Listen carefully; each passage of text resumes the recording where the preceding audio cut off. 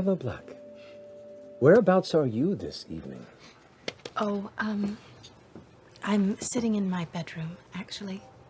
Please describe the scene where you sit and what we see as we come into your personal space. I'm sitting in my bedroom in front of the vanity. She's been dressed for the day and is staring into the mirror. Completely silent. Every once in a while her eyes will drift to the side and bring it back and stare at herself again. Not saying anything.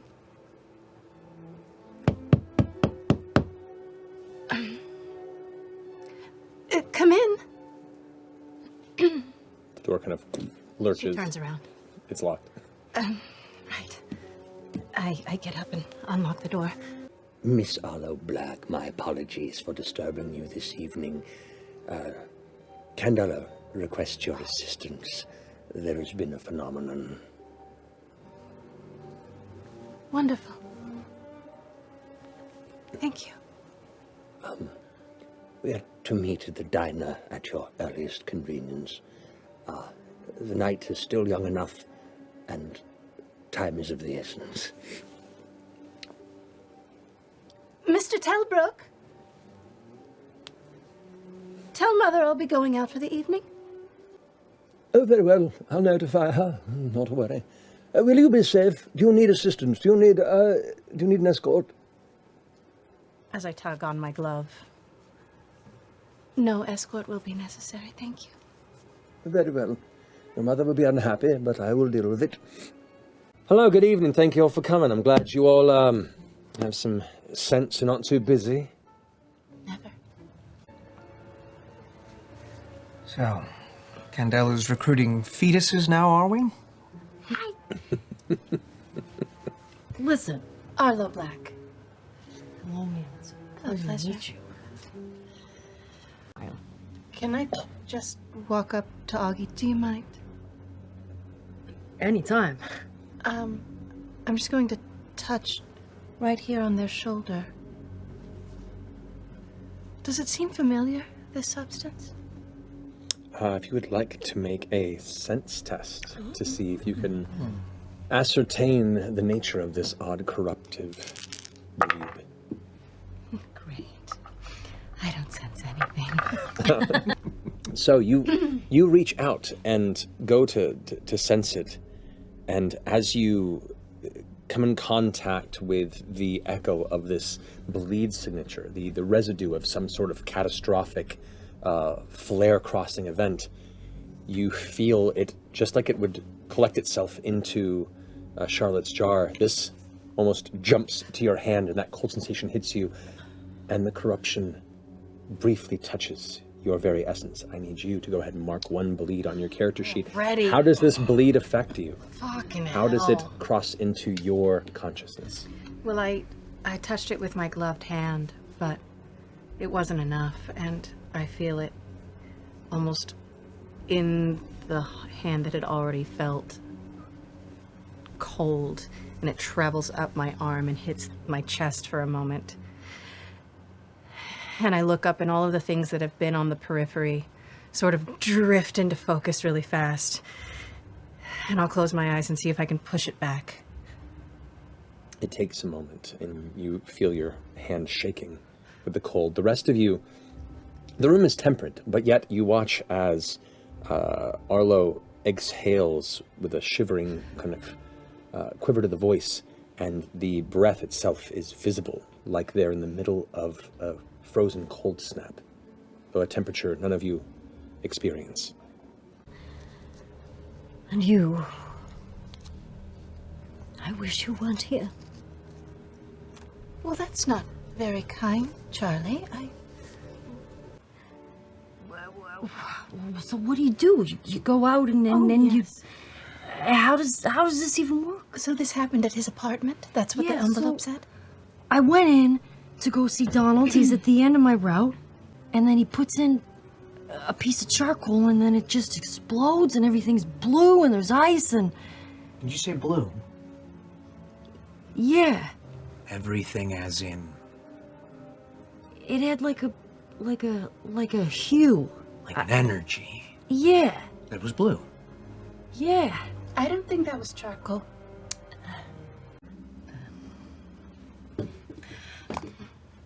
Well, I don't think we're gonna solve this. We should probably go home.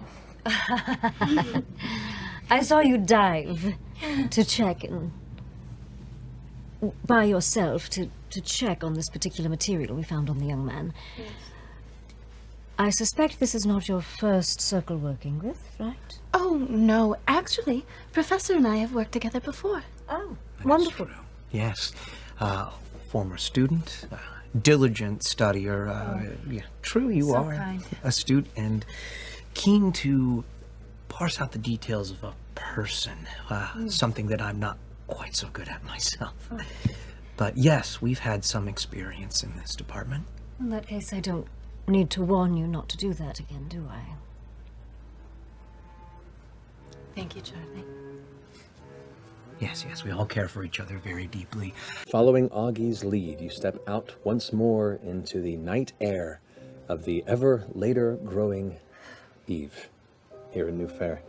The distant rumble of thunder crackling as the storm pulls overhead. You leave the red For lamp you to hold. For me. Thank you. and head back to the exterior of the steel. I'm not very good at seeing things that are here. So, kind of glancing down, you can just see kind of that pocket there, but you do sense there is a strong... This is wood.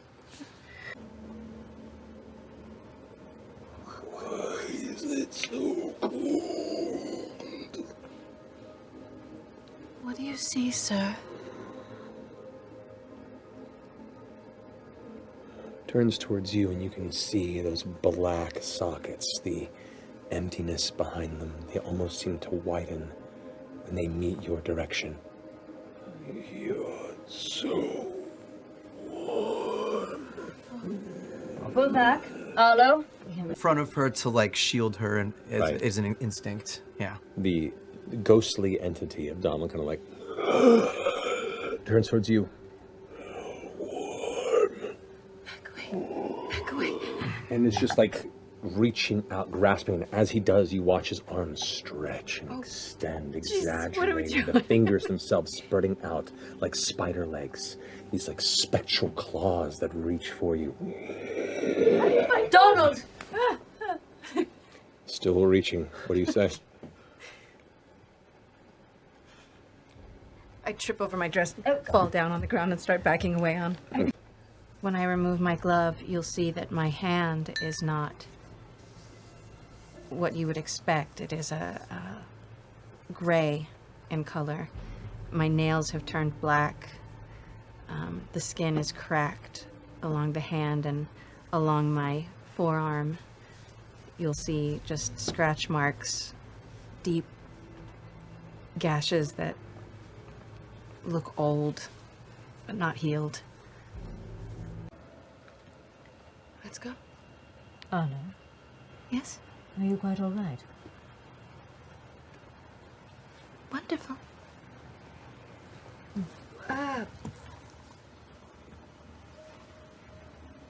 Ma'am, I don't know if this is rude. But what happened to your hand? Oh yes, that's very rude. It is rude. It's just you took off the glove and does it hurt? It's quite numb now, actually. I had a bit of a run-in with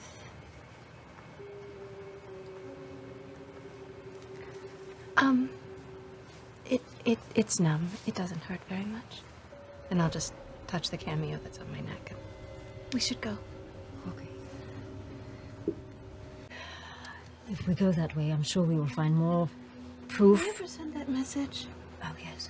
to Alexandra? I assumed you have. Okay, We on good. the way. All right. We tied it to a pigeon, remember? Okay, then yes, it's yes. probably not Donald. It's probably the shadowy, terrible figure that I saw in my vision. And we don't yet know what to do about that, do we? Go to the foundry. And I had to run. keep running. Huh. To the hospital. Okay, okay. Did you detect bleed on him? We never. I'm We never detecting asked. bleed. We never. Oh, We never asked. sorry, on the gentleman who Yeah. Ran out. ran out. All right, so you go ahead and turn on the bleed detector. Not on him. Oh. He had nothing. Is there another entrance? You can look for one. Yes. All right. For that, I would like you to go ahead and make a survey. Oh, I'm test for very me bad under at this. intuition. God, I'm gonna try. I'm gonna Can I look for her? get another. I don't succeed. What's your roll? I rolled a 3. A 3. Three. Okay. So you begin to I wander rolled the a 3. outskirts of the structure looking for another entryway. What are you doing at this time? I was going. So you were already gone. I It was- seems so- Pushing on the door. Anything? if you'd like to make a strike test Yeah, to right. see if you can somehow break the ice that encases the doorway and force it open. Oh, I take the lower. It's a fail.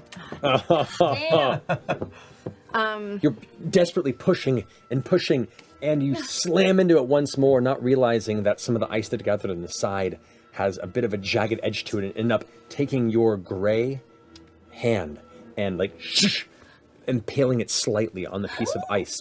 It doesn't hurt, but as you pull away, you can see there is now a gash in it, that where it's open, you can see what would be exposed flesh. Instead, it looks almost like just a vacuous void of nothing beyond the torn skin. I do want you to take a body. Okay. Change of tactic. Are there any vehicles on the street? Can I go see if it's open? Yeah, you go in, and the side of it, it is open. I'm gonna try to turn it on. Eventually, it picks up and Sure. you get back in the vehicle, and it's heavy. It's got this intense vibration to it, and even as you begin to kind of like try and shift it a bit, kind of change the gears a bit, you can feel some of the stuff in the back of it that's not currently tied down shift. Oh. It's not ready for hauling. That's okay. I'm just gonna drive forward and try to drive it into the doors. That's Now I'd like you to make it. Get out of the way this time.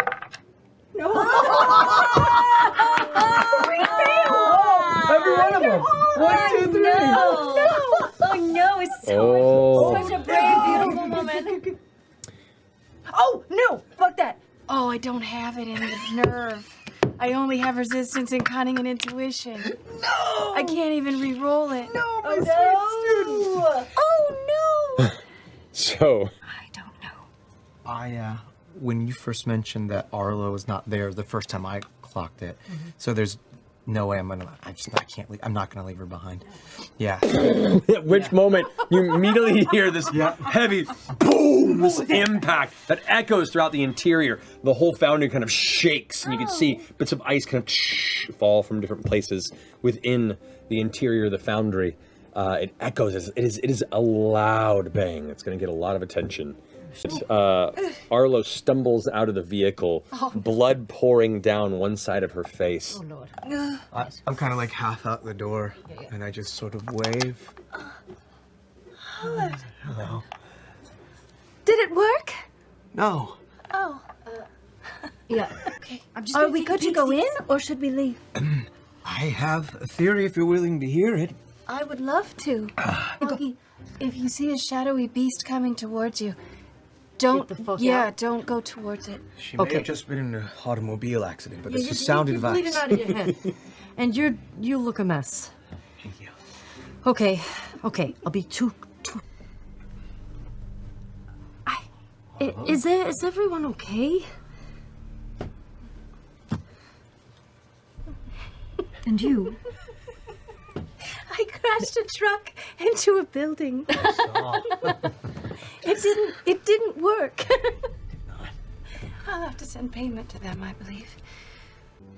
I don't know if I want to be a member of this club because this was this was a bit much. Oh, but Augie, you were so wonderful. I was? Truly, you were very brave. And I've never seen anyone hide as well as you did. And I will say, if you're going to learn about terrifying things, I'd rather you do it next to me. Well, I go home. Mm-hmm. I avoid my mother and father. Mm-hmm. But I do find Mr. Telbrook and Miss Thomas. Yes, of course, dear. Miss Thomas, would you mind drawing a bath? Of course, I'd be happy to. Thank you, My, dear. you look a bit worse for wear, miss. Yeah, do either of you have any medical knowledge? I can stitch you up on my own life. Thank I you. was a field doctor in the war. Of course you are, Mr. Telbrook. Aged out, I thought, but they needed help, so Sonny told me about that. Would you mind terribly? of course I'd be happy to. And I'll sit while he works on my head, and I'll tell them all about everything that happened. And don't tell anyone.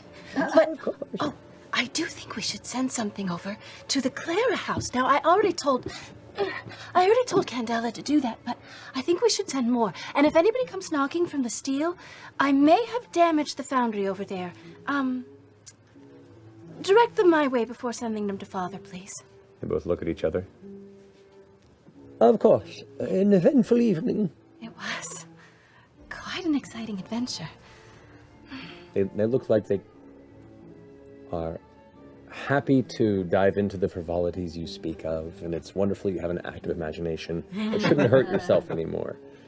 After I take a long bath where I'm completely shriveled like a raisin, I will crawl into bed and sleep for the entire day and just lounge about the house doing nothing but staring at the ceilings. That is my favorite way to refresh. Yes.